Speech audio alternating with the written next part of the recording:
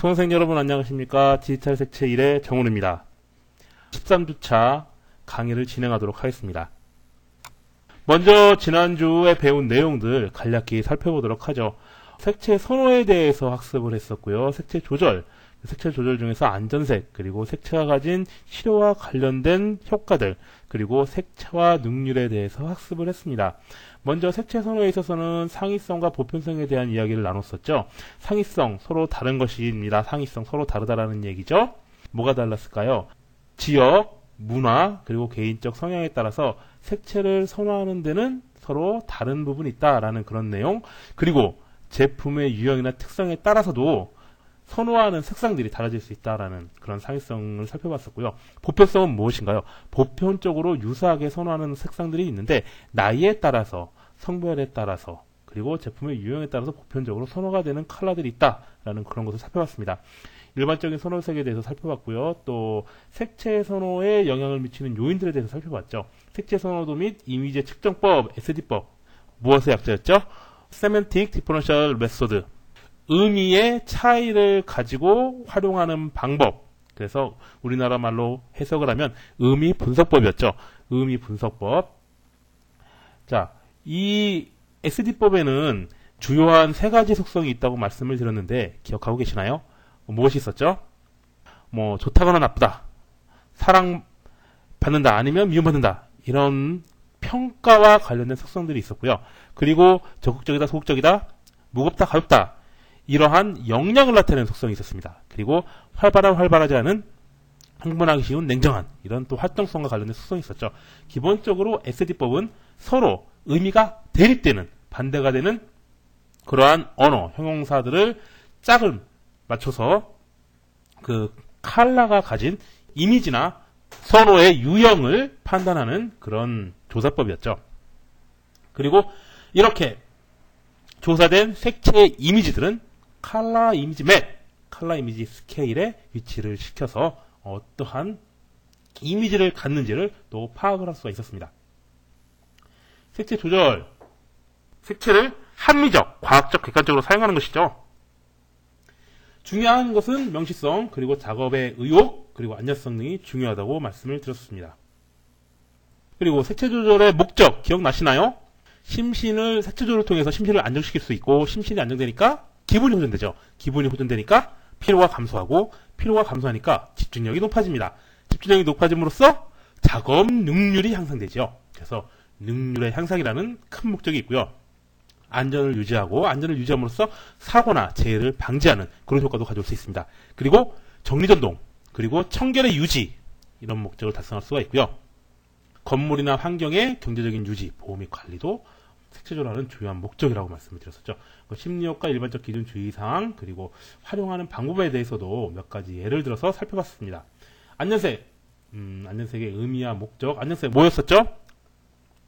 빨뷰 노노파의 자주색이 하나 더 있었죠. 자주색은 방사능 있었죠.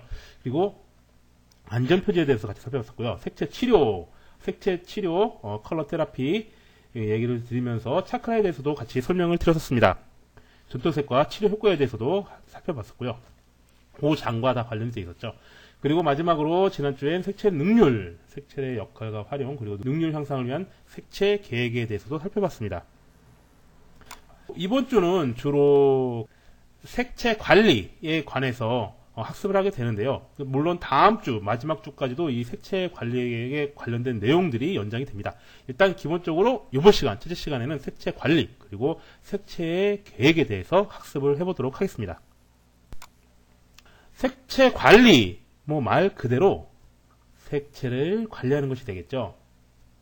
대상물, 제품이 될 수도 있고, 아니면 기업의 아이덴티티가 될 수도 있고, 그리고 어떤 거주 환경이나 상업용 공간, 또 익스테리어도 될 수 있습니다. 슈퍼그래픽 같은 익스테리어도 될 수가 있겠죠. 이러한 어떠한 대상물에 색채를 계획하여 제작 혹은 적용하고, 그러한 대상물을 유지하고 개선하는 여러 가지 단계, 여러 프로세스를 체계적으로 관리하는 것이 바로 색채 관리다, 이렇게 정의할 수가 있습니다.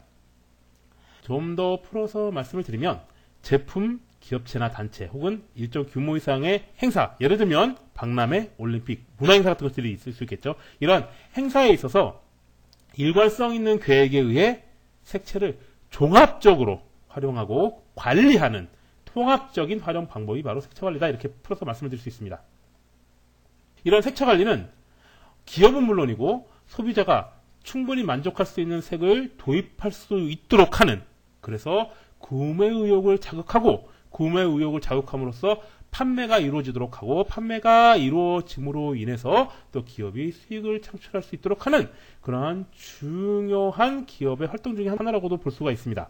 이러한 색채 관리는 단순히 어떻게 색채를 적용할 것인가 뿐만 아니라 기본적으로 그 시장 환경의 분석, 어떤 색채가 트렌드를 맡고 있으며 또 경쟁 제품, 그리고 주변 환경은 어떤 컬러가 도입되어 있어서 이러한 제품에는 어떤 컬러를 적용해야 되는가 하는 그런 분석, 시장 조사 분석의 내용들부터 시작을 해서 제품을 기획하는 단계, 그리고 제조하는 단계, 유통하는 단계, 또 더 나아가서는 애프터 서비스하고 마케팅하는 그런 단계에 이르기까지 색채를 쭉 계획적으로 종합적으로 활용하고 관리하는 것이기 때문에 굉장히 다양한 부서들이 이 색채 관리에는 참여하게 됩니다.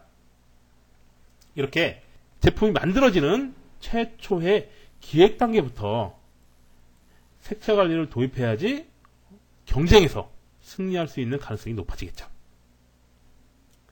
색채 관리는 색채를 체계적으로 또 종합적으로 활용함으로써 기업이나 소비자, 그리고 뭐 행사와 관련되면 행사 주관처까지 모두 만족시킬 수 있는 바람직한 색채 운영 방법을 찾아내는 것, 그래서 관리하는 것, 그것이 바로 이제 또 색채 관리다라고 정의를 할 수가 있겠습니다. 색채 관리가 왜 필요할까요? 2차 세계대전이 끝나고 나서 사람들이 수중에 돈은 있고 제품이 부족한 그런 시절에는 수요가 늘 공급을 초과했기 때문에 물건이 나오는 족족 다 시장에 팔렸습니다. 굳이 물건을 파는데 마케팅이라는 개념 자체가 필요가 없었죠. 그리고 이 상품, 물건이라는 것은 기본적인 효용, 기능적인 효용만 만족을 시키면 그로써 가치가 있었습니다. 하지만 요즘 시대는 어떤가요? 글로벌화된 시대에 기술이 보편화된 세대, 그리고 무역의 장벽이 없어지는 세대입니다. 글로벌한 브랜드 파워를 가진 제품들이 우리 생활 속으로 속속 파고들고 있죠. 그렇기 때문에 제품은 굉장히 많이 넘쳐납니다. 어떤 제품이든 선택할 수 있는 그런 환경에 우리가 살고 있죠. 그렇기 때문에 소비자는 단순히 제품의 기능적인 효용가치뿐만 아니라 더불어서 심리적인 만족을 얻기 위해 소비를 합니다. 제품을 살 때 단순히 기능만 보고 사진 않죠. 디자인, 그리고 자랑스럽게 내보일 수 있는 것들, 나의 아이덴티티를 보여줄 수 있는 것들, 그러한 어떤 심리적이고 감성적인 욕구에 의해서 또 제품을 선택하게 되거든요. 그렇기 때문에 색채가 더욱더 중요해집니다. 현대 소비자는 상품에 대한 기능과 형태는 물론이고 색채와 질감에 대해서도 큰 관심을 가지고 있죠. 이에 부응하기 위해서 색채 관리를 해서 색채에 대한 표준을 정하고 지속적으로 관리를 해야 되는 그러한 필요성이 현대 기업에게 대두가 된 것입니다. 색채 관리, 제품이나 기업 행사 운영에 있어서 적합한 색을 도입하고 관리하는 것이죠. 이러한 색을 체계적으로 관리한다는 것, 색의 강약, 그리고 일정한 퀄리티를 수적으로 검증이 가능한 수량으로 다루어 만들기도 하고, 또한 이렇게 유지시키고 또한 개선시켜서 시장에서 좀 더 좋은 효과를 얻기 위해서 계획을 수정하는 이런 과정들이 모두 다 색채 관리에 포함된다고 볼 수가 있습니다. 그리고 앞서 설명드렸다시피 이렇게 색채 관리를 하면 색채를 통해 구매 욕구가 자극되겠죠. 구매 욕구가 자극되면 소비자들은 구매를 하게 됩니다. 기업 입장에서는 판매를 하게 되는 것이죠. 그래서 이런 판매를 통해 기업의 수익이 창출될 수가 있습니다. 그렇기 때문에 색채 관리가 경쟁이 글로벌해지고 수요가 공급보다 적은 환경에 놓이게 되는, 공급이 늘 넘쳐나는 이런 환경에서는 차별화된 우위를 점하기 위해서는 색채 관리의 필요성이 점점점 커지고 있다, 이렇게 말씀을 드릴 수가 있겠습니다. 색채 관리의 대상물 뭐 굉장히 많습니다. 한두 개가 아니죠. 제품부터 시작해서 좀 더 크게 보면 기업, 그리고 뭐 제품이 놓여지는 환경이나 사무 공간, 그리고 제품이 판매되는 공간, 사람들이 거주하는 공간, 어떠한 행동, 이벤트가 일어나는 환경, 행사. 뿐만 아니라 인쇄 매체들도 될 수 있겠죠. 광고 인쇄물도 될 수가 있겠고, 아니면은 뭐 잡지라든가 뭐 독특한 그러한 아이덴티티를 갖고 있는 컬러 매체들, 예를 들면은 와이어드 같은 잡지들도 어떻게 보면은 이러한 색채 관리를 굉장히 잘하고 있는 컬러에 대한 유니크한 아이덴티티를 갖고 있는 매체다라고 볼 수 있겠죠. 이런 인쇄 매체들, 컬러 사진도 포함해서. 그리고 색을 입혀주고 또 물체에 컬러의 아이덴티티를 부여하는 그러한 도료, 염료, 염색제, 그리고 이 디지털 시대에 총괄하고 할 수 있는 이러한 영상 매체들, 컬러 TV나 컴퓨터, 프로젝터 이런 것들까지도 모두 색채 관리의 대상물이 될 수가 있겠죠. 자, 이 색채 관리는 여러 가지 복합적인 부서들, 복합적인 프로세스들을 다 포괄하는 과정이기 때문에 체계적인 계획에 의해서 관리가 되어져야 합니다. 그렇겠죠? 자, 여러 가지 이제 고민을 해야 될 부분들이 있는데, 일단 첫 번째로는 색상 표현의 용이성을 고려를 해야 됩니다. 아무리 멋진 컬러를 선택하고 뽀다구가 나는 유니크한 컬러를 선택했다 하더라도 이것이 실제로 구현되기 힘든 그런 컬러다. 그러면은 양산에 이어지기가 쉽지 않고 또 관리하는 것 자체가 어려워지겠죠. 똑같은 색을 또 만들기 어렵고 그렇게 된다 그러면. 그리고 사회적인 요건도 고려를 해야 되겠습니다. 그리고 당연히 기업에서 하는 색채 관리는 판매를 통해서 이윤이 창출되기 때문에 판매율을 당연히 고려를 해야 되겠죠. 그래서 색채 관리 계획에는 먼저 색상을 설정을 하고 어떻게 색상을 표현할 것인가 이런 것에 대한 고민을 해야 되겠죠. 색깔을 나타내게 한다거나 아니면 색깔을 입힌다거나 이러한 발색이나 착색의 문제들, 그리고 이게 잘 됐는지 검사를 하고 또 이것이 판매까지 잘 연결되는지 살펴봐야 되겠죠. 이러한 일련의 활동들, 색채 관리 계획에 요구되는 활동들이 할 수 있습니다. 자, 이제 좀 더 색채 관리보다 범위를 좁혀서 색채 계획에 대해서 살펴보도록 하겠습니다. 색채 관리는 여러 단계, 굉장히 긴 프로세스에 색채가 적용되는 과정들, 그리고 또 유지, 관리하는 그런 모든 총체적인 과정이 포함된 것이었다면 색채 계획은 색채의 적용 상황을 연구해서 적절한 색채를 선정하고 적용하는 과정이다. 이렇게 볼 수가 있겠습니다. 여기에는 적용 상황이라는 말이 있죠. 적용 상황. 이 말은 곧 시장의 상황, 경쟁사와 소비자의 상황을 분석한다라는 그런 의미를 갖고 있다고 보시면 되겠습니다. 합리적 효과 색채를 위해서 충분한 자료를 수집하고 분석을 해야 되겠죠. 이러한 수집과 분석을 통해 경쟁력 있는 색채를 적용을 해서 시장의 경쟁 우위를 확보하도록 하는 것이 색채 계획이다라고 볼 수가 있겠습니다. 자, 색채 계획의 내용을 한번 살펴볼까요? 목표를 설정하고 분석하는 단계, 그리고 매뉴얼을 작성하는 단계입니다. 이건 한마디로 사용 설명서가 되겠죠. 이렇게 해라. 이렇게 해라. 그래서 그렇게 색을 담아내는 방법들에 대한 기술이 되어 있는 것이 이제 매뉴얼이다. 이렇게 생각하시면 되겠고요. 또 사용 규정이 있습니다. 사용 규정. 이것은 사용에 대한 원칙입니다. 이런 상황에서는 이렇게 쓰고, 이런 상황에서는 이렇게 쓰지 말고, 이런 상황에서는 이렇게 활용을 하고, 이런 식으로 활용에 대해서 객관적이고 과학적으로 원리를 규정하는 것, 그것이 바로 이제 사용 원칙 정의, 사용 규정이다. 이렇게 말씀을 드릴 수가 있습니다.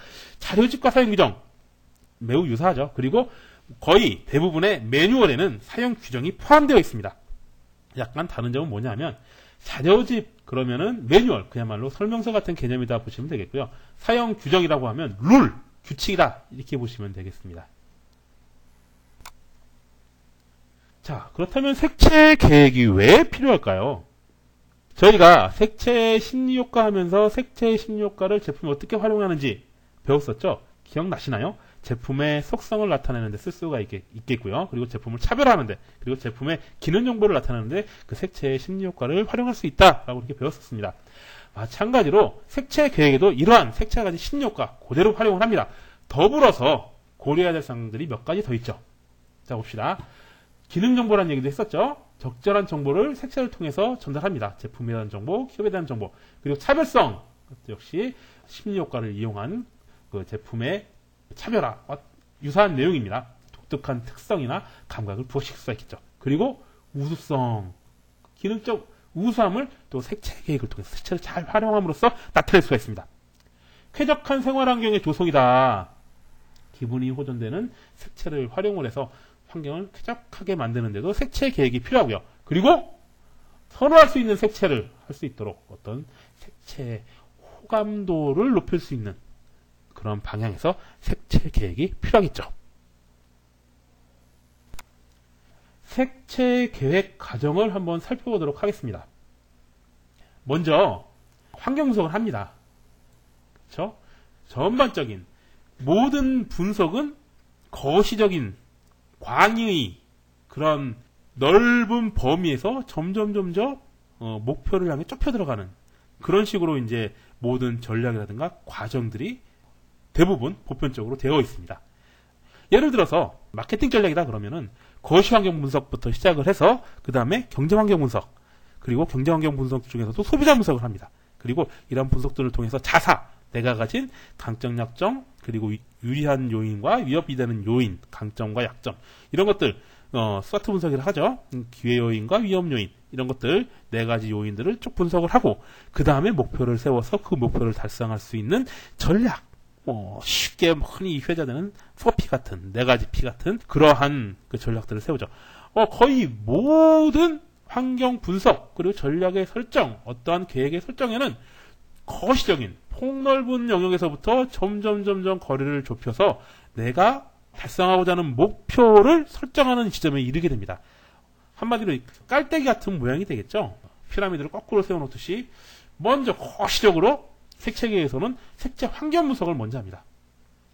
기본적으로 관용적인 색채가 가진 이미지들, 관용적이다 하는 것은 늘상 그러하게 쓰는 거죠. 관용적이다 하는 건 늘상 그러하게 쓰는 것들, 습관적으로 쓰는 것들, 그리고 일상화된 것들, 보편화 일상화된 그런 것들, 그런 것부터 분석을 하고 그 다음에 유행보다는 조금 긴 어떤 트렌드에 대한 그런 분석을 하고, 그리고 경쟁업체에 대한 색채 분석을 하죠. 경쟁업체, 자사, 소비자에 대해서 한번 분석을 하게 됩니다. 그런 다음에 색채 심리, 색채가 가진 심리에 대한 분석을 하게 되겠죠. 기업이나 색채, 기업 이미지, 색채 이미지, 유행 이미지 이런 것들 측정을 하고, 또 상품의 이미지, 전시 이미지, 광고 이미지 다가 연관이 된 것이죠. 프로모션과 연관이 되어 있고 제품과 프로모션 그리고 기업과 다 연관이 되어 있습니다. 이런 전체적인 이미지들 측정을 하고, 그리고 소비자들에 대한 색채 기호, 그 색채가 소비자에게 전달하는 이미지 이런 것들을 측정하게 됩니다. 그런 다음에 색채 전달 계획을 세우죠. 색채 전달 계획의 첫 번째는 뭡니까? 어떤 이미지 방향으로 갈 것인가 라고 하는 우리의 아이덴티티를 어떤 식으로 가져가서 이미지를 어떻게 형성할 것인가, 어느 방향의 이미지를 형성시킬 것인가, 소비자들한테 이런 이미지에 대한 방향 설정을 하고, 그 다음에 차별화, 선호도, 기존 컬러와의 관계를 고려를 해야 되겠죠. 이러한 이미지 방향과 또 고려를 해야 될 여러 가지 사항들을 고려를 해서 컬러 아이덴티티, 내가 가고자 하는 방향, 나는 이런 모습이야 라고 보여줄 수 있는 색의 아이덴티티를 결정을 합니다. 그리고 이러한 색의 결정된 아이덴티티를 요 국한된 부분에만 쓸 것인지, 아니면 보다 전체적으로 파급 효과를 가질 수 있도록 좀 더 넓은 영역, 더 다른 매체들까지 적용시킬 것인지, 이런 통합 적용 여부를 결정하게 되겠죠. 그런 다음에 이러한 전달 계획에 맞춰서 디자인에 적용할 수 있도록 규격이라든가 품목의 번호, 적용할 수 있는 제품 번호 같은 걸 선정을 하고, 전체적으로 전반적으로 다 일관되게 이러한 색채가 적용될 수 있도록 매뉴얼을 작성이 됩니다. 자, 그래서 색채 환경 분석을 하려면 여러분들한테 어떤 능력이 필요할까요? 색채를 구분할 수 있는 색채 변경 능력, 그리고 색채를 조색할 수 있는 능력, 자료를 수집할 수 있는 능력 같은 게 필요합니다. 색채 심리 분석을 위해선 심리 조사 능력, 그리고 색채 구성 능력이 필요하겠죠. 색채 전달 계획을 세우기 위해서는 색채 이미지 계획 능력, 색채 조언 능력, 마케팅 능력, 그리고 미적 감각 당연히 필요하겠죠. 디자인 적용을 위해서는 그렇습니다. 이러한 내용들을 체계적으로 정리하고 구성하고 그리고 적용되는 그러한 내용들의 여러 가지 조건들을 미리 파악을 하고 상상을 하고 파악을 해서 그러한 내용들을 정리할 수 있는 그런 능력들도 또 요구가 되겠습니다.